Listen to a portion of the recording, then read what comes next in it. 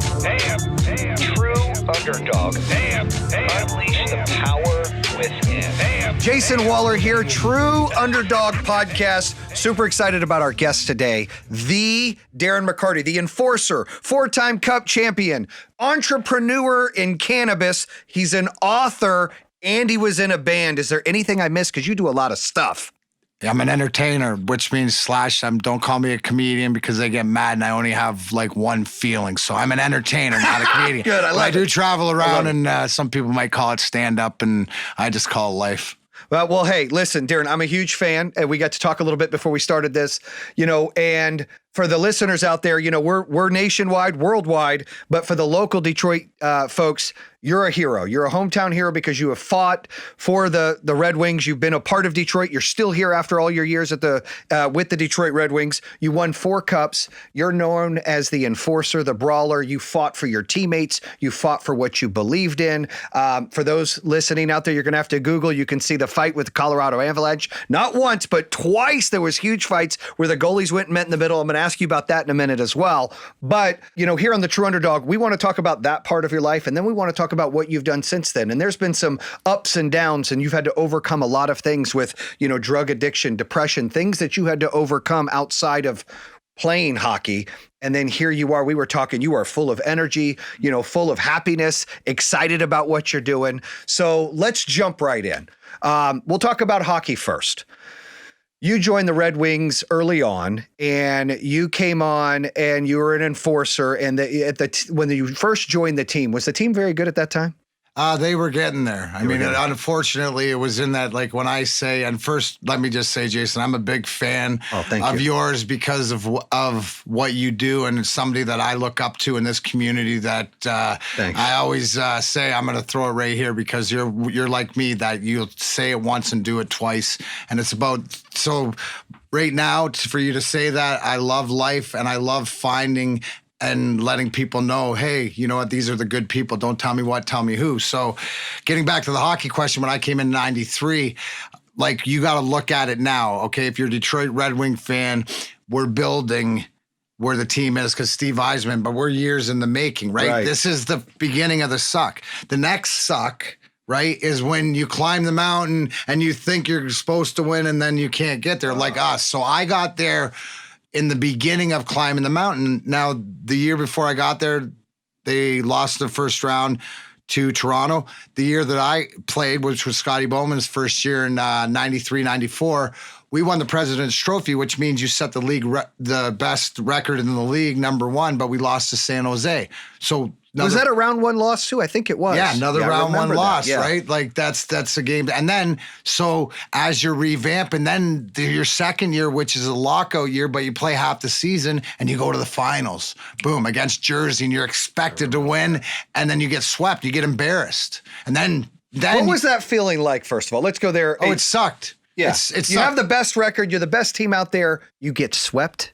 Well, but it's not even that, because it's the psychology of getting over the hump. It's like life. The one thing, as we're talking about, is about never giving up. If you never quit, then you're always in the game, right? And no matter, that's the one thing, is that I realize it because I've been to the ends and the worst of the worst, and I've been opposite. I've lived it, right?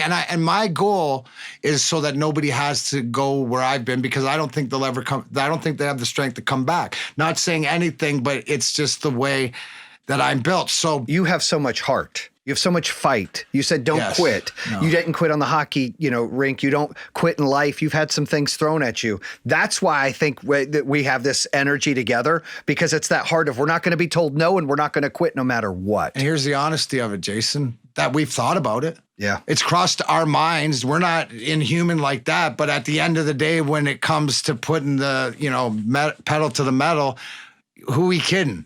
We're not going to, because we'll have that pity party with ourselves, and then we'll get to the point and go, who are you kidding?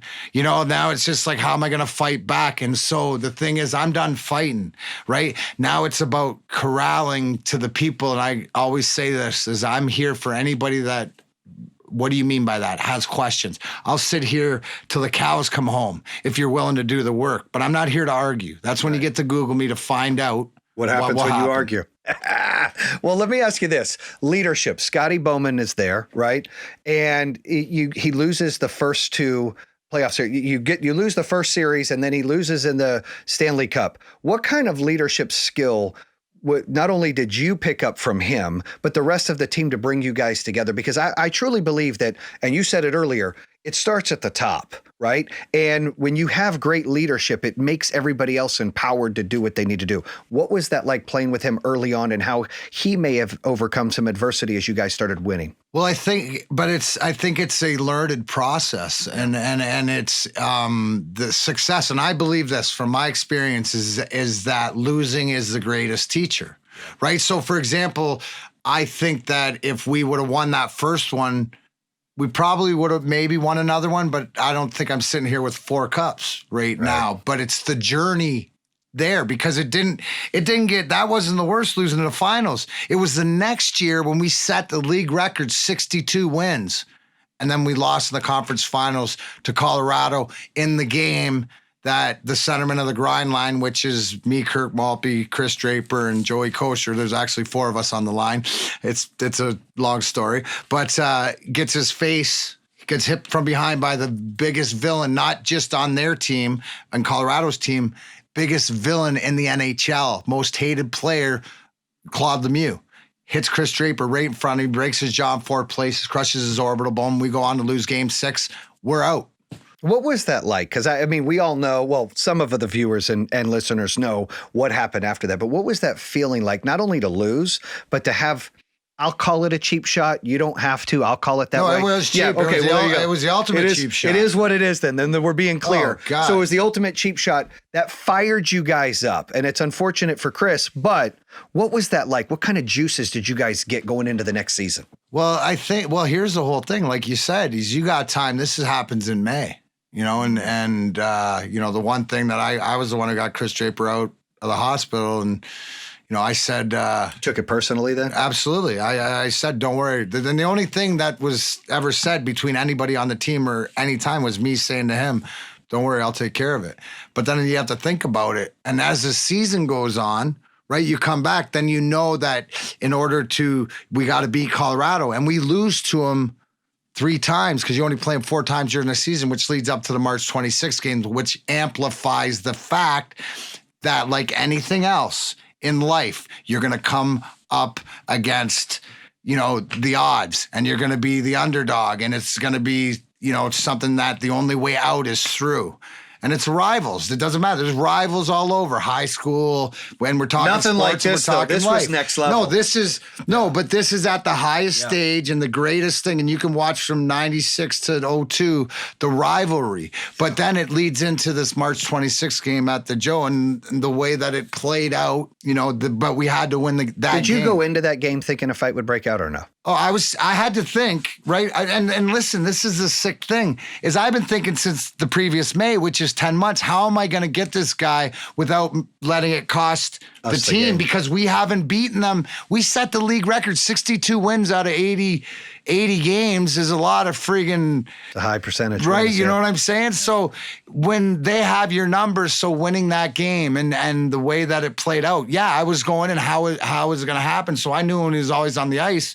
And if you watch the play, you look how it started. So Igor Larionov, right, who's all of 5'6" and 160 pounds, right, soaking wet. The only person in this world, a bigger pacifist, might be Gandhi. Right? We call him the professor. He's the elder statesman. And Peter Forsberg, one of their stars, they've been going at it. And he decides to give him a couple swats and look like puppies on Christmas morning. But I knew Lemieux was on the ice. But Adam Foote grabbed me.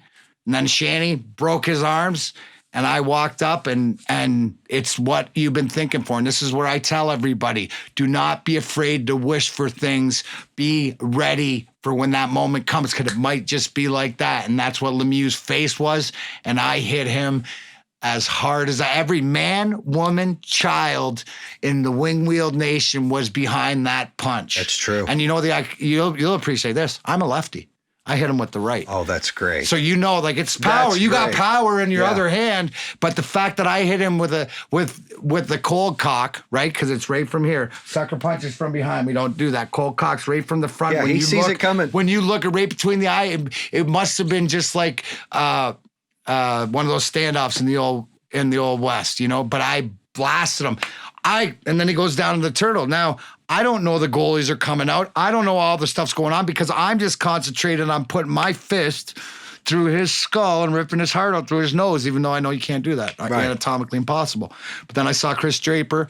There was like church, and the light came down, and there I saw Drapes, and I went, oh, okay, eye for an eye, baby. And I took his head and I rammed it into the boards. Yes, I did. And then I did try to knee him, but I was unsuccessful. And the linesman actually even said that I was off balance. So I only got fined $2,500. I got 4 minutes for roughing. Isn't that crazy? And a 10-minute misconduct too, right? Which allowed me to stay in the game.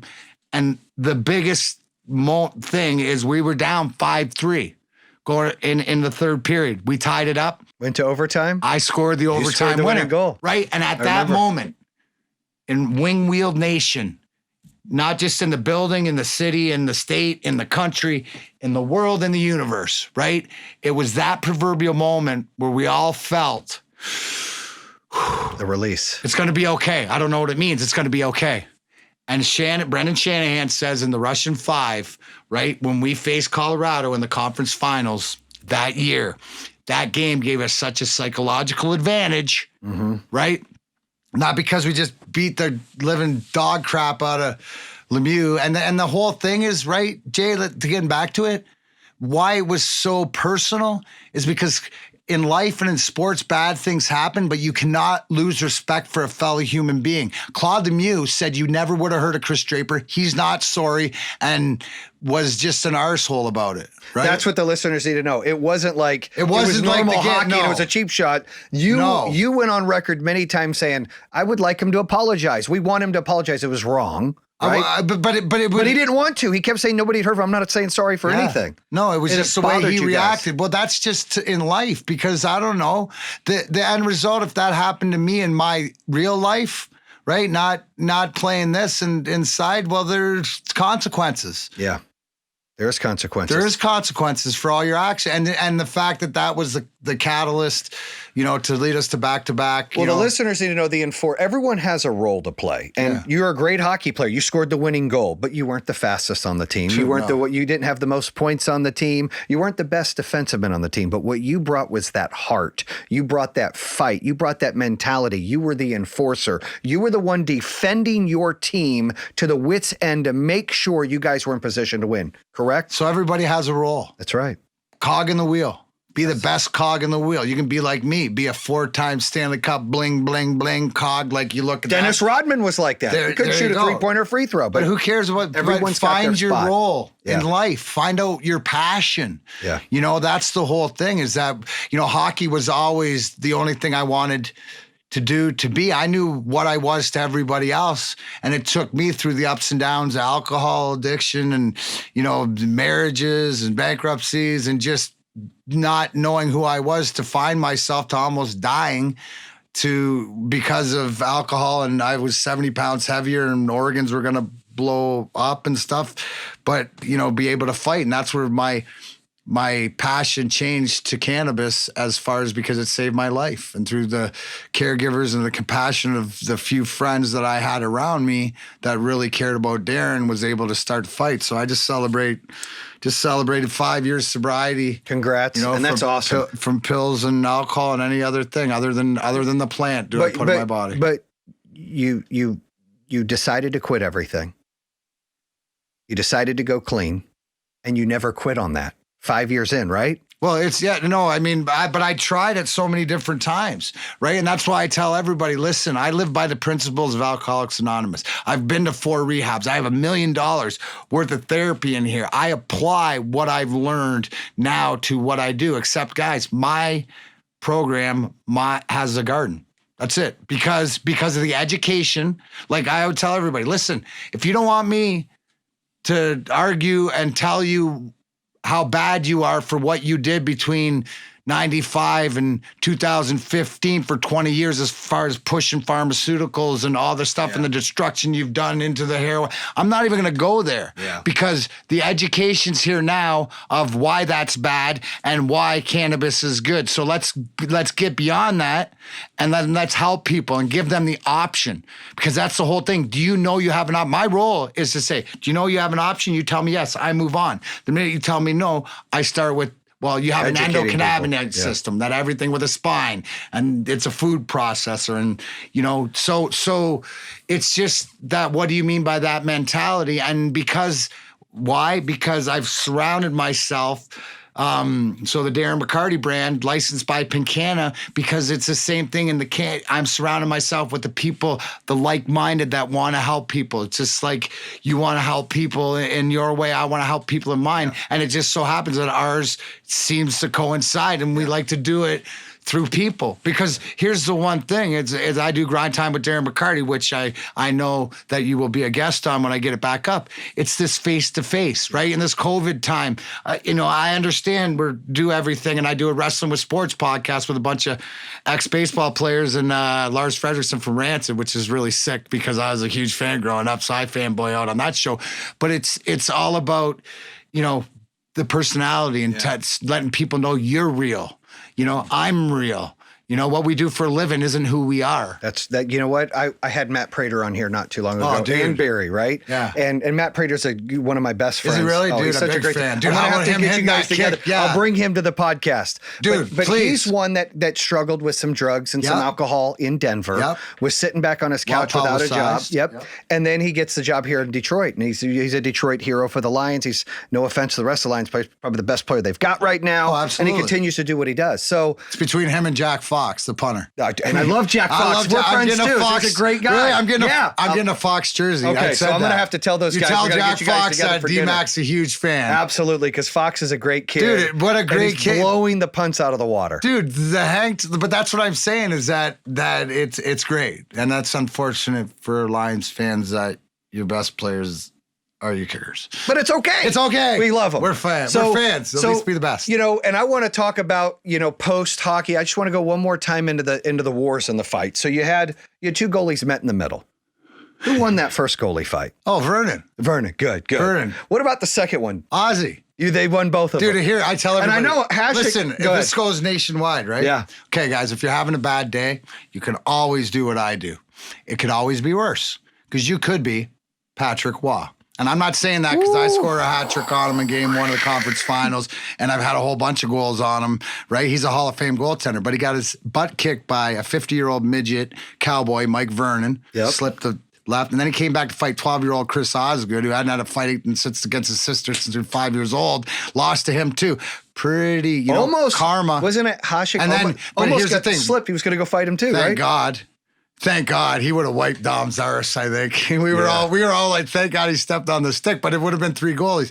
But think about it in this way, where you want to, I'm a big believer in karma. Oh, yeah. Okay?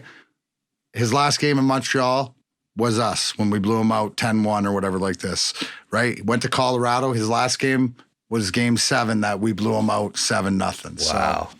It could be Patrick Waugh. That could be worse. You're right. See, it's always a positive. You know what? So you have this mentality. I call it the Rocky mentality, right? You love the underdog role. You love fighting with your heart. You love being passionate. I use passion. It's my favorite word. Passion is what gets people that maybe not have the other skill sets. Like I didn't go to finish high school. I didn't go to college. I don't know how to run. I had to learn how to do a business, but I am the most passionate son of a bitch anybody would ever meet, right? I'm like, this is what I'm doing and this is how I'm doing it.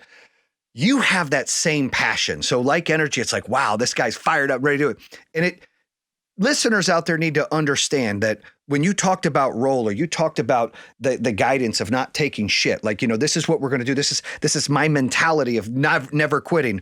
They need to understand that passion can be learned. Yes. It's not you're just born with passion. It's something you believe in wholeheartedly. It's not fake. It's not just a job. You believed in the Wings winning. You believed in fixing and getting back the revenge somehow of what happened to Chris Draper. You believed in winning a cup. You get a lot of athletes that it's just a job. It's just a paycheck. You can see in their performance. And a lot of people have a lot of talent, but they don't work hard. Then there's some people that might not have the same talent, but they outwork them and they have passion. I believe hard work kicks talent's ass and passion kicks, expected or, you owe me something's ass every time. You agree? No, I think that it's something like back to that you can learn. And it's sort of like, if I want to say, it's like meditation. Yeah. You can't, just because you want to get it, you can't get it. You got to actually be able to relax and go through it. And it takes a long time to do it. Now, there's like different skill sets that I learned about me or learned how to do through therapies and stuff and things like that. But the one thing is find your passion. Yeah. And if you're not passionate about it, because that's the one thing, if I'm passionate about it, then I'm going to get to where I want to get to. How do I know this? Because I was the same kid with the same skill set and the same that I would, since 8 years old, that I was going to be an NHL hockey player, that I grew up across the border from Detroit. So I had a vested interest watching this team since I was a little kid. So, Steve Yzerman, to be able to watch him when I was 10 years old, and then when to score the Stanley Cup one-on-one goal and to see him look at me like, what was that? That's big too. But you find your passion and you find people around to support your passion, or you just got to know that it's worth putting it all out there for. It's worth fighting for. See, here's the thing.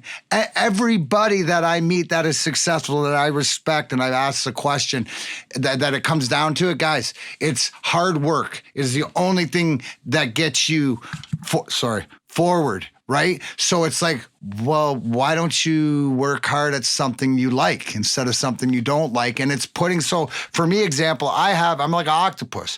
I got all different things going on because I realize is that I can push it as far as when I'm the one leading, I got to wait for everybody to catch up so I can move on to something else. Yeah. And then I'm not bored. And then and then I realize the symmetry, and you let the universe take over, and then it's sort of things start to come together organically with people, because good people attract better people. That's correct. Right? So, and that's all it is. It's just, I always use the term like mortal engines.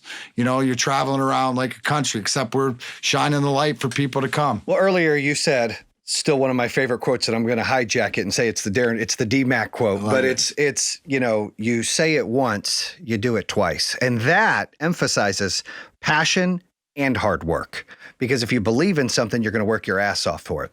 And then before we jump in, because I want to talk more about your podcast and your business as an entrepreneur, which is exciting. I'm an entrepreneur building a business. You're building a business. I love hearing the stories of that. But I want to, when you walk into a bar, right? Because here's my mentality, right? I'm not the fastest. I'm definitely not the biggest. I mean, I'm lucky if I'm 5'10". I claim 5'10". I think I'm 5'9". You like drapes. Right, there you go. No, right? And listen, anytime a guy says he's half an inch taller, he's an inch and a half shorter. That's right. I have that problem. So it's a Draper/Waller effect. Yeah, my wife likes to say I have short man syndrome. I don't think that's it, right? I didn't play hockey, but I've been in a lot of fights. Bro? How big's a truck you drive? I used to have a monster truck. Now I don't. Okay, I got out of the truck thing. You've grown out of that little man. I've evolved, right? Yes. But I will tell you, you're just a medium man now. You're medium sized. I have a very exotic car, so maybe I have a little bit of a short man syndrome. I don't know. Okay, we got a Lambo out there that I a little flashy. The wife wanted me to buy. Said 5'8".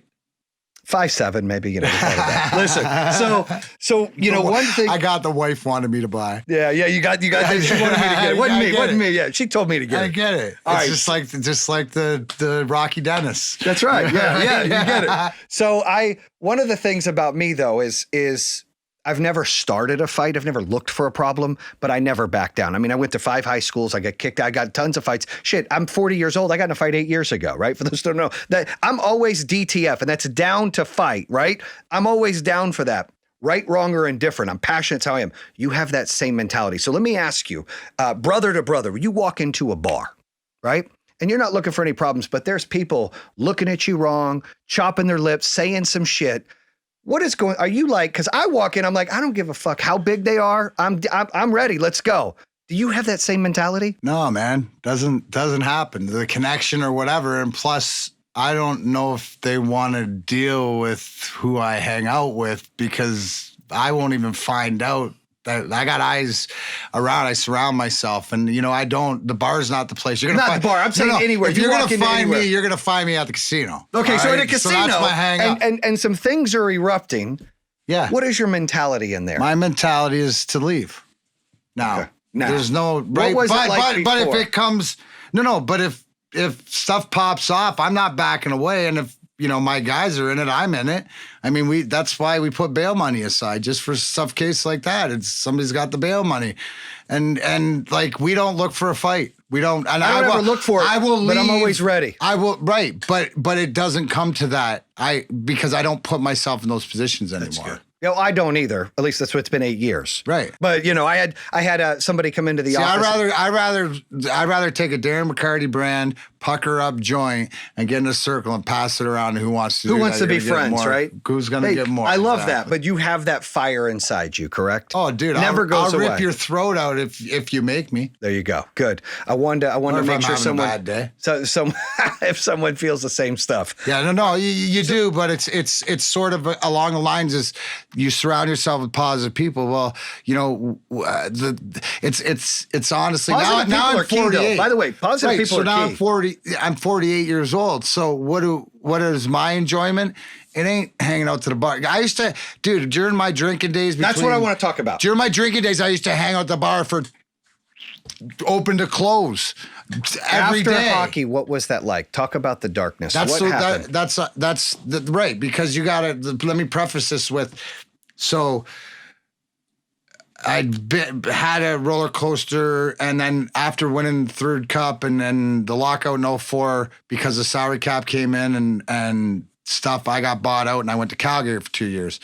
And then I ended up back in rehab and got out. And when I came back here, because I came back, Chris Draper, my best friend, who was playing at the time, and that started because I always live by always give it the best, so you never have to say what if. And I thought I had something left because in 08, those were my guys. Well, fast forward, I went and played in the IHL. I went and played in Grand Rapids. Wasn't promised anything. Scored a hat trick my first game there. Thought I was on the right track and was able to convince Kenny Holland and Mike Babcock that he needed me. Played 17 out of 22 playoff games. Came back the next year and ended up getting hurt coming out of Grand Rapids during the playoff time, so I didn't play in the playoffs that year. But my body was beat down, and I was just done. But I didn't know what I wanted to do, and then I got caught back in my addiction. And then I didn't have hockey was always what kind the of buffer. Addiction? Alcohol. Alcohol. Oh, I'm an alcoholic through and through. That's the best part about being an alcoholic. I realized I didn't have a coke problem because of the equalizer, which I'll joke about. But it was like pills never. That was never my thing. Because a lot of athletes struggle with taking painkillers. You see, right? I didn't never have that issue. No, because I had my first sport hernia surgery in 27. I grew up. Ricky Williams is a good friend of mine, and it's a similar story. We grew up, we were either a jock or a stoner. So I knew all the stoners and all the buddies and stuff, but I was under the mentality that I would never make it to the NHL if I smoked weed. So I never did until I had my first sport hernia surgery in 1999, where they're trying to give me all these pills and I'm in pain and I can't sleep and everything like that because I suffer insomnia too, which leads me to the cannabis and leads me to finding out for people that can't sleep because now I can. And then I couldn't take the pills, so my buddy gave me some weed and I smoked weed for the first time. My body went boom. And it was like, whoa.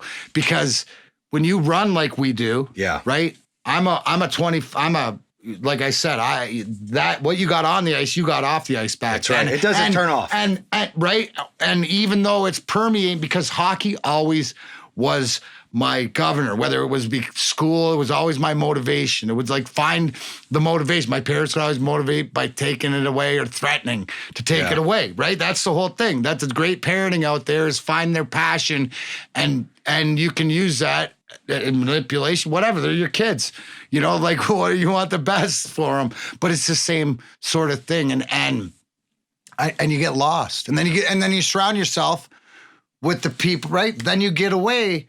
Like I was the one who was running the dark away, right? I was running away from any of the light, from family, friends, whatever, go hide with the other crowd. And it wasn't until I met my wife, Cheryl, that because I didn't care. I didn't care. I didn't want to live anymore. I just didn't care. I was just like, I was almost like leaving Las Vegas, shit, like honestly. And if you're around people or you hung out in Clawson at the Hideout back in the day then you can attest to it, because I was there for a good few years. And then my wife, and because she's my soulmate and my best friend, because she's the person that loves Darren and fought for Darren. Now, her being a nurse, she nursed me back sort of to health, but it took 5 years just for being around. And it's really tough, but she's my best friend. That's good. Regardless of anything, it doesn't matter. That's my ride or die. And she gave me the reason that I wanted to live. And it's one of those things that I said, and you know this, because I said this, so I spent parts of 2012 to 2018 in Florida. And when I wrote my book, My Last Fight, True Story of a Hockey Rockstar, 2012, if you read the end of the book, I was still drinking, but I was trying to get off I was only down about 6 beer a day, or just, it was to maintain not getting sick because I didn't drink, right? That's how bad it was. I didn't get sick when I drank. I got sick when I didn't drink. Right. That's how bad the system was. So it took me so long that November 11th, 2015, but it had taken me, I was so spiritually, mentally committed that physically with alcohol, you can die. So we needed a detox. And that's where Rick Simpson oil and cannabis and the concentrate, the detox came in. And after 7 days, when I woke up, and I was grateful because I didn't have the physical addiction, I was grateful. I was in tears. And then I got mad, Jay. Then I got mad, because I've been lied to. And it was one of those things that rise, and it was like, okay, I'm going to get healthy and I'm going to get back, because people need to know the truth. Yeah. And if this saved me, because I never want anybody, if they choose that they want out and they want to do the work, right? You have to do the work. What part of the cannabis helps the most for the addiction? And the reason I ask, and I talk about it sometimes, is, my brother has fought alcohol addiction his whole life. Been depressed, suicidal, a lot of issues. He'll go through stunts. He'll go to a rehab, or he'll go to a place. He'll come back. And then he would get sick if he didn't drink. He would shake. He would feel sick. And then he would sneak and drink, and he would lie and drink. And it just keeps, as up to 4 months ago, doing it again.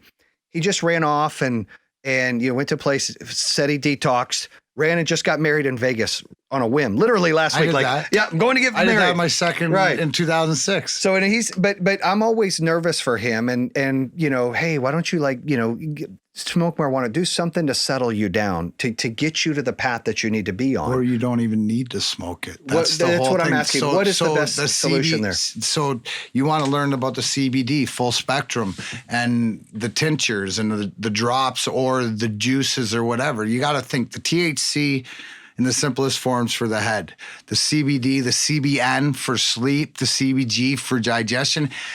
What CBD does is it puts hey, it's going to be all right. Right? Yeah. It doesn't change things, but it slows things down a little bit. Now, when you have different issues, but you got to understand this endocannabinoid. So your system, we all have one, but it operates differently. So what you get in, and so that's why in the cannabis, don't tell me what, tell me who, because the minute, if your brother wanted somehow or whatever, we're over on this side of town, I'd say go to the CB store on 7 Mile in Livonia there, CBD store, because they're one of my who's that are one of the most knowledgeable about CBD. If you were looking for the recreational or medical, I would send you different places, but it's about the conversation, because there is a way. There's a Delta 9, right? CBD, what they have a gummy, which I got onto it because military guys had helped with their PTSD. Right. So it's whatever, but you have to do the work, and you got to be willing to change. I'm dealing with that too right now, because my brother-in-law, he's that guy in our family, and when he's good, which he is now, but getting him on that journey, and you just start that journey, and they gotta want it, and they gotta want to get better, and they gotta want it. Right now, it sounds like me in 06. What inspiration would you give to the listeners and someone like my brother? What made you want it? You said you met your wife. Did it take that? Because I'm hopeful. My brother, for me, what is it that turned it around for you? For me, you gotta believe in something. Yeah, I don't know what everybody's motivation is different. Me, I needed to to know I have abandonment issues, right, from young. So I needed someone that I knew no matter what, you know. I mean, it's like we all go through life. It's more the understanding. We all have so shit. I wanted to fight. Yeah. So the thing is that, and in the whole scheme of things, I see the bigger picture that he was never going to let me to that point, but I had to fight. There had to be a awakening. What would I say is that if you want to ask, it starts with questions. It starts with what do you mean by that? What do you mean by that? Get yourself educated. I mean, the easiest thing is if you're looking for some sort of relief, educate yourself on your endocannabinoid system, because everything with a spine. So it's sort of like, it's a common sense. Cannabis is common sense. So what do you mean? So I put this and then I can either smoke it or tint it or grind. There's so many different ways you can do anything with it, and you get it in your body, and then your body will take it where it needs to go. Oh, this is for pain in your hip. Oh, this is for your sleep. That's why the big thing with CBNs, the CBD and all that game is where I believe that everybody needs to come in on, and then you can go from there. So you met your wife, you got inspired, you got clean, you opened a business. How's the business going? And what was it like to get into the business field? Because you played hockey and then you kind of partied like a rock star during that, but it sounds like you were depressed and you were fighting addiction, looking for an identity. And I think this happens to a lot of people. I would be scared. If I shut down tomorrow and be like, who the fuck is Jayson? What am I going to do now? That's why me, and I think you, we need so many other things to do, because it's like, how do we keep that push, that identity issue, that ADD that kicks in? When you left hockey and decided to open the business, what was that transition like? Like what was the first steps of opening it for you to learn? Because I know you asked questions, but what is it that helped you get to that point? It's people.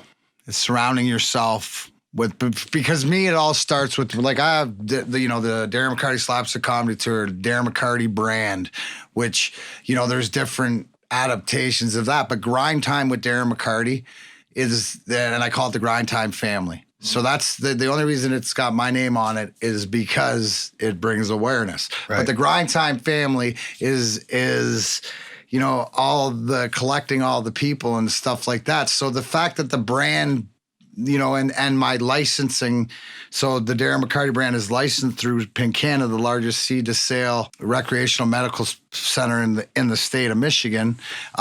So I licensed my brand to them because doing the research and stuff of the people that are creating, yes, the people that are creating, and I'm hands-on. The one thing you'll find is, and the greatest compliment that I got from the people that are doing the front lines in the Michigan Normal and that is that I live, like I said, I'll tell you once and show you twice. So for me, it's not about the business, because so many things will develop. It's the people, and it's the surround yourself with great people that think and want the same as you. And here's the beauty, right?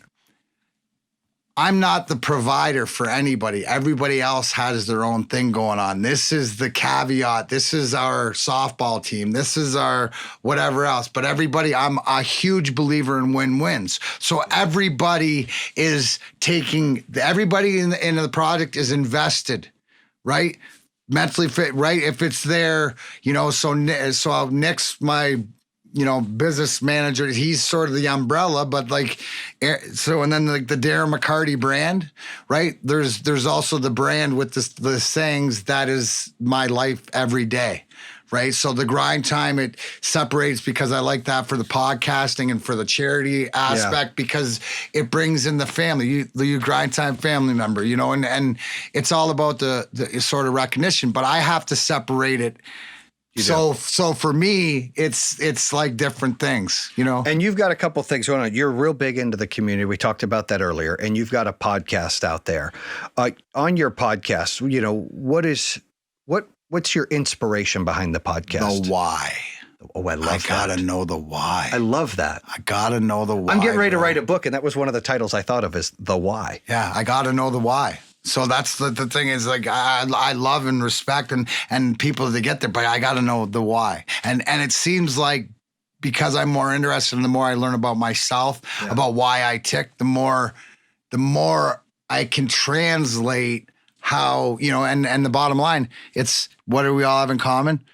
we're hard workers. Yeah. Right. We're, like you said, the passion, like what you said, the passion, but it doesn't matter what it is. When the worst of the worst, and you know, like you talk about business. I'm the one who's lost $6.5 million in an investment, you know, deal that went sour. You said you had bankruptcy. Oh yeah, that's what I mean. Is all that, these all things that are stuff, on the bottom. But here's the thing. Pick yourself up. But here's the thing, dude. Like, dude, it's money. Money. You can't take it with you. No, but money is important because of what it can do for you. So what I like to do is I like everybody, you know, to enjoy. And if I understand that I always have this, and I realize I always have this mentality because I'm a service guy, right? Like I'm pay to play. I'm always it. So like you look at all the stuff during COVID and stuff, that's the biggest thing. If you ask me what I've learned, and thank God that I have 2 acres and I have a smoke shack and stuff out there, that I learned that Darren McCarty, had an introvert side. Go figure that, you know, like, and I enjoyed it and I learned how to spend time with myself. And you know that for guys like us, that's a hard thing. Super hard. I struggle with that now. Right. No, and that's the one thing is, and so it comes down to the thing that was always preached is balance. You know, it's trying to find your balance. But here's the thing. Your balance and my balance is different. So everybody that along the way where they go wrong is trying to teach somebody else their balance. You're not communicating on their frequency. Get them on their frequency. It's along the same line as Scotty Bowman. If he would tell Sergei Fedorov, you have to do this, you have to do this more, and then you have to do this more. And if he would tell Darren McCarty, don't ever do that again, it's the same message. That's who you're giving it. Wow. I like that. The delivery. So one other thing I want to bring up also. So we've talked about the cannabis business.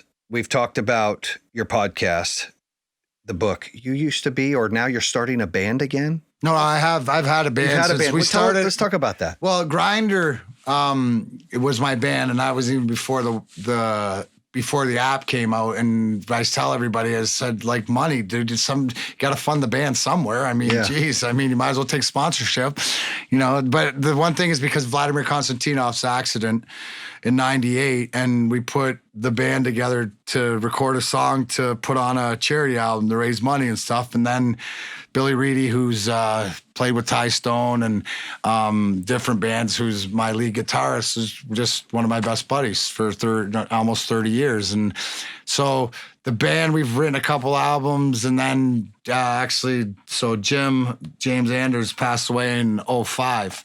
And after that, I shut the band down. But because of where we're at in life and stuff and inspiration, I always found, like, it's a funny thing because I wrote this song, Be Me, back in 2003, and I was in such a different place. Why can't I be what I want to be with attitude, no apologies, without compromise? It's my life. You know, like those lyrics back then was like a screw you sort of thing. You know what I'm saying? Like, why can't leave me alone? Now I use it to end my comedy shows as a thank you for the people allowing me to be me and praying and all that stuff, because it does work. So it does work as long as you don't give up. And then it's wanting to do the work. And sometimes the work is to reach out for the help. And sometimes the help or the answer is something you don't hear it from the person that you need to. You hear it from somebody else.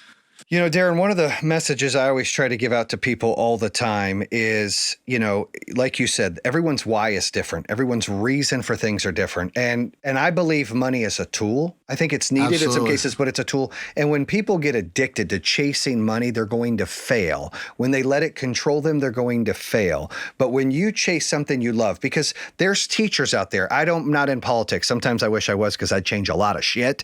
But teachers are way underpaid, but they love it, and they're impacting our youth. Cops are underpaid, this is my opinion, and you hire idiots that usually are beat up in high school, so now they're power tripping when they're cops, right? And then now you're struggling because of what they're paid, but that's their why. They want to protect and serve. Most. Same thing with firemen, same thing with our enlisted military. I always say, this is an example, if we got rid of the United States Postal Service, sorry guys, and we went ahead and we made teachers, cops, enlisted military, and firemen $100,000 a year to start out, and we put the requirements higher, stay with me, then you would have the people that have their why, that they want to protect and serve, or that they want to teach, or that they want to do all these things, follow that. But because the world we live in sometimes, that tool of money sways them away, because a teacher makes 30 grand a year and they're teaching our youth, or a cop makes 35 grand a year, or an enlisted serviceman in the military makes 18 grand a year, and it becomes kind of a downplay. If we were able to change the mindset and people to start chasing their why more, then I think the world would be a better place. And when you came in here, you were inspiring me, where you were like, look, I've been through hell and back, and my why is to help people. And I want to ask people not who, or not where, but who, right? And why. And that's important. And I think people need to understand that whether you're a teacher, you're a doctor, you're a cameraman, you're work at the UPS, you deliver food, whatever it is, if you love what you do and you have that why, you can recover from the dark side, but you got to find it. Agreed? Well, I think that what you're saying there is and it doesn't matter what the number is, but the value of people chasing their why. Yes. So if it's a teacher, there should be, and I don't think taking it away, but there's some sort of idea that you have there is that if somebody's doing something that they're passionate about more, like it's rewarding them. So you say like the 100 grand or whatever to the 30 grand. Well, you know, inflation and all that different stuff. What is their comfortability to live? Yeah. And it's not, it's saying, like I always say, what's their piece of the pie? And right now they're getting screwed. And I agree with you that, but this country, and I'm Canadian, so I'd be on your cabinet, bro, if they let me. But there's a lot of different things, but that's a conversation piece, because the fact that you bring it up, sounds to me like it should be looked into further. Doesn't sound like a stupid idea at all. It sounds like something that needs to be looked into a little bit more. Well, Makes sense. Well, yeah, and you said that, the why is so important. And that's one of my things too, is chase success, or chase what's filling you in. Being successful is filling what's in here. Absolutely. Right? And I've seen people that would have been the best teachers on the planet not do it because it couldn't provide for them and their family. That's what's disappointing, that's what I'm saying. right? That's what you're saying. So we're both on the same page, where it's like, It's so unfortunate that tool, that casing of money controls some of our whys. And we have to push people, the listeners, the viewers out there, to be inspired to find a why. You had no idea when you were in hockey that you were going to be in the cannabis business, or do a podcast, or write a book. Right. But you found things you love, and it can be more than one thing. And you converted those whys into success, where you're sharing your story, you're sharing it on the show, and people can be inspired by you. Yeah, no, it's the connection. Yeah. That's all that, that I'm looking for, is that I believe that we're all more connected. But, and here's the thing, doesn't matter what you do. There's good and bad. That's right. In everything. I'm just looking for the good, and I want to spread it out there. Hey, this is who I mess with, and he's good, and don't go there because there's bad, or there's a story, or we have something in my inner circle that we call friends of mine, friends of ours, friends of theirs, right? And you can never move. You can move forward, but once you go back, you're done, right? And then the whole thing is because to separate, it's not for the friends of mine and the friends of ours. It's for the friends of ours and the friends of theirs, which means if there's somebody says, hey, that's a friend of theirs, introduction, there's a story there. Do you know that somebody's been either burned or somebody has information in their truth that they need to get out? It's my truth, because here's the thing. All I say is, at the end of the day, don't lie to the person in the mirror. Right? You can lie to everybody else, but don't lie to that person, right? And it took me years and years to walk by, to stop and go, I'm not dealing with you right now. And he looked back at me and said, I hope you're alive when you come back. And I was like, you're schwarmy. And we started having this conversation. Then I started doing the work, right? And so it's all about, communication and putting things right in the forefront. You're not going to catch me with something behind my back, right? Because I don't have anything back there. You're going to try that little stuff. Oh, they know what they're getting with you every time. Well, and you know what? And here's the one thing. It goes back to your bar walking in or whatever. It's pretty smart, because it's, if you don't want, because if you walk in and I see you looking for a fight, you probably will get a fight if that's your wish on that point. And it's not from me. It's the 4 guys bigger than me that won't allow me going, oh, what's going on? Oh, okay, just take the trash out. Yeah, take the trash out. Well, all right, well, D-Mac, how can people find your podcast, Tell them about your book. Tell them about your foundation. Go ahead. Yeah. So DarrenMcCarty.com or any of the blue check marks at Real Darren McCarty, Facebook, Instagram, Grind Time, DMAC25 on Twitter.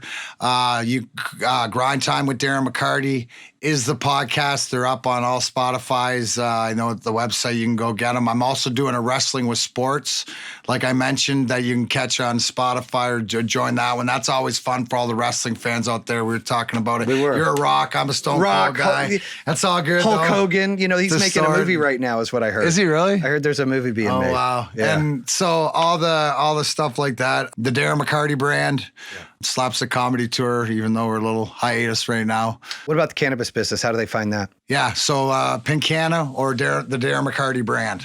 Love that. Well, hey, thank you for not only sharing your story, but, making a difference out there in the community and trying to change people in the world. I appreciate that. There's not enough good people out there trying to be forward thinking to help people. So I appreciate you sharing that and being on the show. Well, it's the one thing is that we just, solidified, allies moving forward to help people, because I believe that, when one of us can do great things, two of us can do better things, but when we get 3, 4, 5 all for the same goal, we can really help millions. And I love your commercials, bro. No, thank you. Commercials are done really good by Sussman Agency. So last but not least, I love how we can have a conversation where you want to put your fist through someone's skull, but we also want to help the world. Yeah. But that's the kind of characters that we are. And that's what I love most about bringing you here on the show, is that I can relate. Well, I appreciate that. Hey, dude, I'll be on your show. You let me know. If you piss me off, right? What did you do wrong? You know what I mean? Because I get along with everybody. Yeah. Except, I don't tolerate, vulnerable truth with integrity is my heart virtue, which look up your heart virtue. It explains a lot, what makes you tick. So you and I, we carry a lot of the same things and want to do the same things moving forward. So awesome. This was such a pleasure, Jay. And I'm going to get us with Prater and Fox. Yeah. Oh, absolutely. Dude, because that's what, so Grind Time, it's more of like a sit-in. It's more of me and so my co-host Perry, and you're like, oh, Perry, what's he do? Fucking nothing. Perry doesn't do shit, and he's not supposed to do shit. He's just supposed to be Perry, right? But to sit around and have a talk and stuff, because it's great to be sitting around and comfortable to get to know. I want to know the why of different things. Yeah. Yeah. Both those guys are good guys. You're going to love meeting them. Good. That's a wrap here on True Underdog. Bam! And that concludes another episode here on True Underdog. If you're interested in hearing more, make sure you subscribe at iHeartRadio, Spotify, Apple Podcasts, or the YouTube channel. You can always visit TrueUnderdog.com. Subscribe to all of them. Make sure you check out our newest episodes coming out on Mondays and Thursdays. True Underdog, baby. Bam!